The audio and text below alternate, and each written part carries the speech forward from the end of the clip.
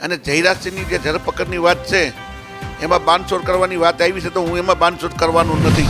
જેમ એમ ઇસ્લામ ધર્મ અંગીકાર કરવાની વાત કરી છે, સરકારના પ્રતિનિધિએ એ પણ કીધું છે કે 25 તારીખ સુધી તમે મુલતવી રાખજો. એ તેમ આઈને અમારી બેઠક કરવાની છે. ક્યાંક ને ક્યાંક ભારતીય જનતા પાર્ટીના જે ગુંડાઓ છે અને ધારાસભ્યના દીકરા જે ગુંડાપણું કરે છે ગુજરાતમાં તમે જોતા હશો. આદિવાસી સમાજના એક વ્યક્તિ ઉપર પેશાબ કર્યા હતા. પેશાબ કર્યા પછી એને માર્યો અને માર્યા પછી ફરિયાદ થઈને ત્યારે સીએમ એને પગ ધોઈને પાણી પીધું. ક્યારે? માર્યા પછી એને પેશાબ પીધા પછી સીએમને શરમ આવી. શરમ આવ્યા પછી એના પગ ધોઈને પાણી પીધું સરકારે. એટલે ક્યાંક ને ક્યાંક એને એવું થાય છે કે આપણી સરકાર છે તો આપણો છોકરો તો બચી જવાનો છે. ગણેશને એવી હવા છે કે હું ધારાસભ્યનો દીકરો છું, સરકારશ્રીમાં મારી મમ્મી બેઠા છે, મારા પપ્પા પાસે બહુ રૂપિયા છે, તો 25-50 લાખ કે 2-5 કરોડ આપીને આ બધું પૂરું કરી નાખશે. પણ એ કદાચ 50 કરોડ આપે તો આ શક્ય જ નથી. એક છેલ્લો રસ્તો હતો અમારે ભાઈ ઇસ્લામ કબૂલ કરવાનો. એટલે પોલીસને અને ગુજરાત સરકારને બીક લાગી ગઈ છે કે રાજુભાઈ એનું પરિવાર જો ઇસ્લામ ધર્મ ધારણ કરશે તો એની પાછળ એના ફોલોવર્સ છે જ. રાજુભાઈ લડાકુ નેતા છે, છેલ્લા 25 વર્ષથી કામ કરે છે, બરાબર. તો એની પાછળ 2-3 જિલ્લાઓમાં તો પહેલાં ડાયરેક્ટ પ્રભાવ પડશે. કારણ કે રાજુભાઈ એ બાજુ ગયા તો આપોઆપ એ બાજુ જાશે, કારણ કે રસ્તો બીજો છે જ નહીં, સરકારે રહેવા જ નથી દીધો. નમસ્કાર, ન્યૂઝ ફોર ઇન્ડિયામાં સ્વાગત છે આપનું. ગોંડલ અને જુનાગઢની જે વાત કરવામાં આવે, ગણેશ ગોંડલની અને રાજુ સોલંકી જે વિવાદ ચાલી રહ્યો છે, તેમને પુત્રને મારવામાં આવ્યો હતો, ત્યાર પછી તે વિવાદ છે દિન પ્રતિદિન ઉગ્ર બનતું ગયું અને ક્યાંક ને ક્યાંક સરકારે તેનામાં ઇન્વોલ્વ થવાનું ફરજ પડી છે. આજે સરકારના પ્રતિનિધિ મંડળને મળવા માટે રાજુભાઈ સોલંકીના જે ડેલિગેશન છે, તેમના સમાજનું ડેલિગેશન, તેમને બોલાવવામાં આવ્યા હતા અને તે લોકો આજે ગાંધીનગર ખાતે સરકારના પ્રતિનિધિ મંડળને મળ્યા છે. 17 માંગો તેમની મૂકી છે, તેમાંથી 14 ઉપર તે લોકોએ પ્રસ્તાવ મૂક્યા છે અને તેમાં શું તેમને કહેવામાં આવ્યું, આજે તેમને શું આશ્વાસન આપવામાં આવ્યા, આવનાર દિવસોમાં આ વિવાદનો અંત આવવાનો છે કે આ જે વિવાદ છે ઉગ્ર બનતું જશે, તેને લઈને અમે રાજુ સોલંકીથી વાત કરીશું કે આજે તમે મળવા ગયા સરકાર પ્રતિનિધિને, આવનાર દિવસોમાં શું સરકારનું કહેવું છે? આજે અમે તારીખ 20ના રોજ સરકારના પ્રતિનિધિને મળવા આવ્યા. ગુજરાતભરના અમારા સમાજના આગેવાન, ઓછામાં ઓછા 20 કે 25 આગેવાનું એ મળ્યા છીએ. અમે મળી અને સરકારના પ્રતિનિધિ આવીને જે અમારા 17 મુદ્દા હતા, 17 મુદ્દામાંથી અમારા 10 મુદ્દા માન્ય રાખ્યા છે. અને જયરાજસિંહની જે ધરપકડની વાત છે એમાં બાંધછોડ કરવાની વાત આવી છે, તો હું એમાં બાંધછોડ કરવાનું નથી. કારણ કે જ્યારે પણ એના માણસો જયરાજસિંહની જે ગુંડા ટોળકી છે, એની ગુંડા ટોળકી બાથરૂમ જાય છે તો જયરાજસિંહને પૂછીને જાય છે. તો અવડું મોટું જે કાંડ કર્યું છે, ઉના કાંડને આજ 8 વર્ષ થઈ ગયા ને 8 વર્ષ પછી જે મોટું કાંડ કોઈ બન્યું હોય તો ગોંડલ કાંડ છે. ગોંડલ કાંડ આપણે એટલા માટે કહી શકીએ કે જે ગણેશ ગોંડલ છે એ પૂર્વ ધારાસભ્ય જયરાજસિંહનો દીકરો છે અને વર્તમાન ધારાસભ્યનો ગીતાબા જાડેજાનો દીકરો છે. ત્યારે ક્યાંક ને ક્યાંક એને શરમ રાખી અને પોલીસ એને બચાવવા માંગતી હોય. જે મારા દીકરાને બંદૂકો ભરાવી અને અપહરણ કરી ગઈ, બંદૂકો આજ સુધી પોલીસે જમા લીધી નથી. અને 6 જણાએ જે વિડીયો ઉતાર્યા છે, આની પહેલાં હું બોલ્યો છું, એ મોબાઈલ પણ જમા લીધા નથી. જ્યાં સુધી અમને સંપૂર્ણપણે ન્યાય નહીં મળે ત્યાં સુધી અમારા સમાજનું, અનુજાતિ સમાજના આગેવાનો ગુજરાતભરના અમે અમારું આંદોલન ચાલુ રાખશું.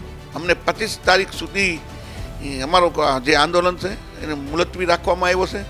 જેમ એમ ઇસ્લામ ધર્મ અંગીકાર કરવાની વાત કરી છે, સરકારના પ્રતિનિધિએ એ પણ કીધું છે કે 25 તારીખ સુધી તમે મુલતવી રાખજો. એ તેમ આઈને અમારી બેઠક કરવાની છે. એ તમે પોલીસને સરકારને કઈ રીતના જોઈ રહ્યા છો કે નીતા ચૌધરી જ્યારે તેમને અરેસ્ટ કરવામાં આવ્યા તો તે પણ હસતા હસતા ગયા હતા, અને જ્યારે ગણેશ ગોંડલને અરેસ્ટ કરવામાં આવ્યો તો તે વિક્ટરીનું નિશાન અને એક થંભ બતાવવામાં આવતા હતા. એ ક્યાંક ને ક્યાંક સરકાર અને પોલીસને શરમ આવે તેવા જે ઘટનાઓ છે. ગણેશ ગોંડલ, હું પહેલાં બોલ્યો છું કે ધારાસભ્યનો દીકરો છે, છેલ્લા 25 વર્ષથી ભારતીય જનતા પાર્ટીની સરકાર છે.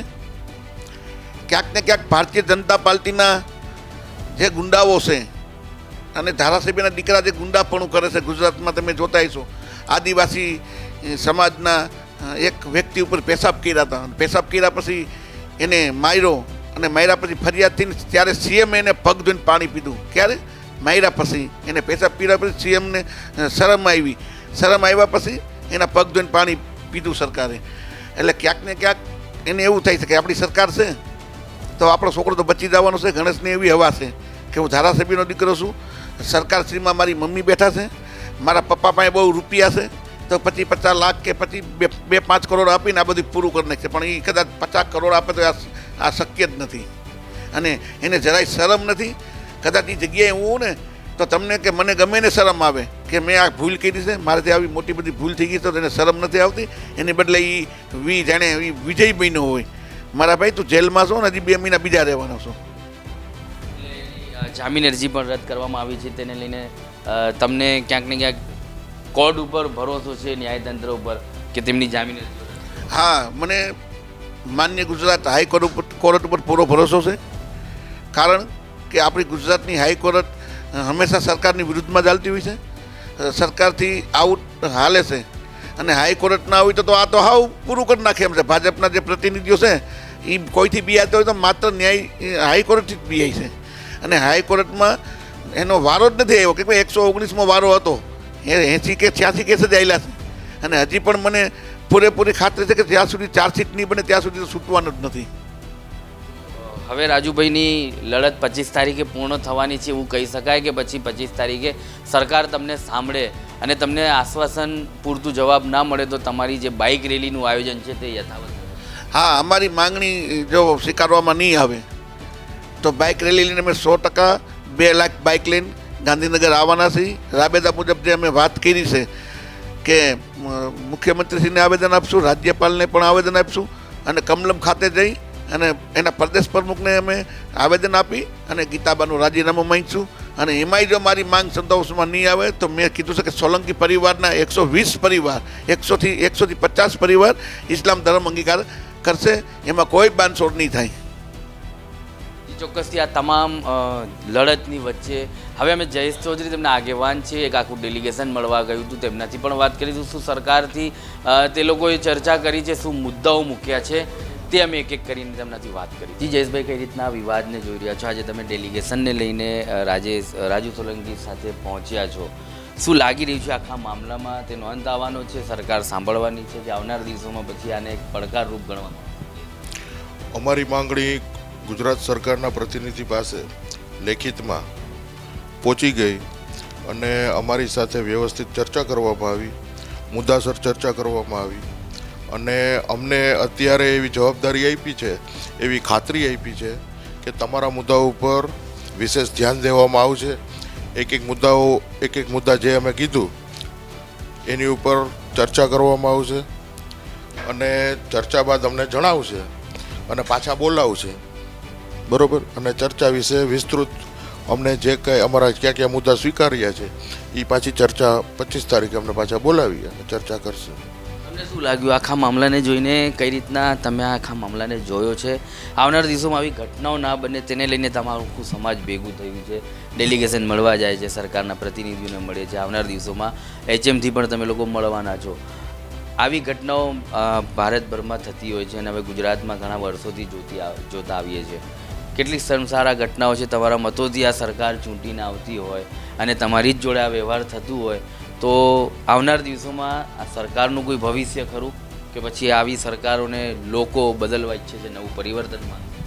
નહીં, ચોક્કસપણે આ જે અત્યારે જે કોઈ સરકાર, ગુજરાત સરકાર અત્યારે જે કોઈ કામ કરી રહી છે તેમાં અનુસૂચિત જાતિના માણસો ઉપર અને અનુસૂચિત જાતિના માણસો ઉપર જે બનાવો બને છે, ખાસ કરીને એટ્રોસિટીના બનાવ, પછી એટ્રોસિટીનો કોઈ પણ બનાવ બને, કોઈ પણ તાલુકામાં બને, ગામડામાં બને, એટલે પહેલાં તો એની ફરિયાદ ન લેવી અને એને હેમખેમ ડરાવી, લાલચ આપી, પોલીસ તંત્ર આખું એમાં જ લાગી જાય છે કે આ લોકો સમાધાન કરી લે અને એટ્રોસિટીની ફરિયાદ ન થાય. અને જો પછી અમારા લોકો આંદોલનો કરે, આવેદનપત્ર દે, એટ્રોસિટીની ફરિયાદ લેવાય છે. એટલે આખું તંત્ર છે ને એટ્રોસિટીની ફરિયાદમાં સમાધાન કરી કોર્ટમાં અને રાજકીય રીતે, કાયદાકીય રીતે, બધી રીતે એટ્રોસિટીની ફરિયાદમાં સમાધાન કરાવી અને સામ દામ દંડ ભેદથી એ કેસ ચાલે એની પહેલાં જ સમાધાન કરાવીને કેસને પૂરો કરવા માગે છે. એટ્રોસિટીમાં નિવેદન નથી લેવા દેતા. જે ફરિયાદી હોય એનું નિવેદન જે છેલ્લે લેવાનું એ લેવા નથી દેતા. એની પહેલાં ગમે એમ કરી સમાધાન કરે.